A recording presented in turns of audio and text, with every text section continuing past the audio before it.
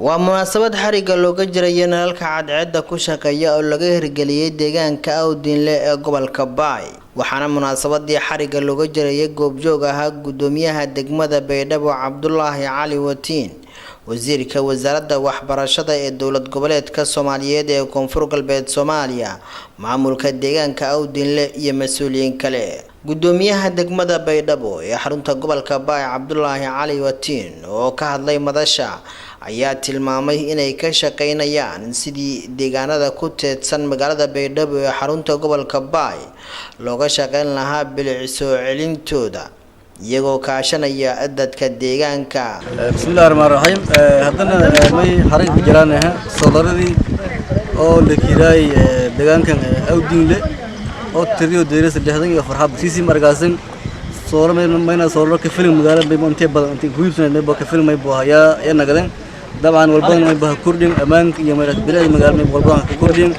iyo kalsoonida may dhinaca bulshada may baa naftii may baa kalsooni badan oo dhinaca bulshada may boohaya sheentay amnigan dabcan dareemay tamay boohayaabay oo ninki dhijay may booha madiyahayaan marka ciidan ma santii xaqiiqada ma raayay soolarada muhiim ah in muhiim keen dhinaca amaanka idna may baa muhiim may baahanyaha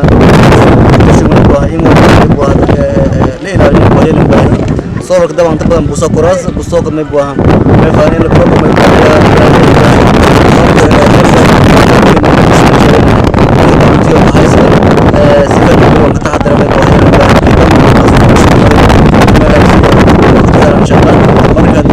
ما يبغى ديان أو ديان يبغى مقرر طبعا صورك كم يبغى صوبي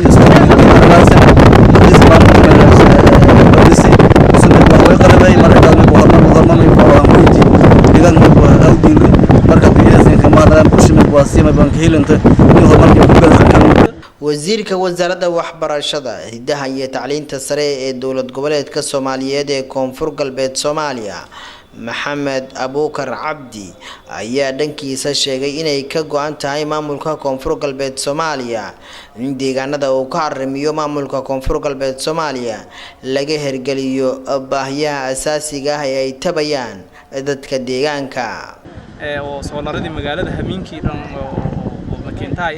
mugdiga markii jar way basaween naftiis cabsisheena marka hadii nalalkan la herimay suurta galaasay dadka magaalada nafteenti horumar sameeyay dhinaca dhaqaale ahaan waxbarasho ahaan korta bulsho ahaan hata wacyi joog kor maadaama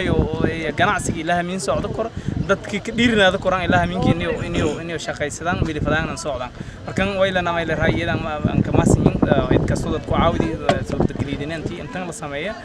gudoomiyaha degmada kama siin intii Soomaaliya raayinta deersi oo adeegan kan markan way fadaan bis dadka aniga oo xiliyaan dawladnimada iyo amaanka iyo horumarka intii la helay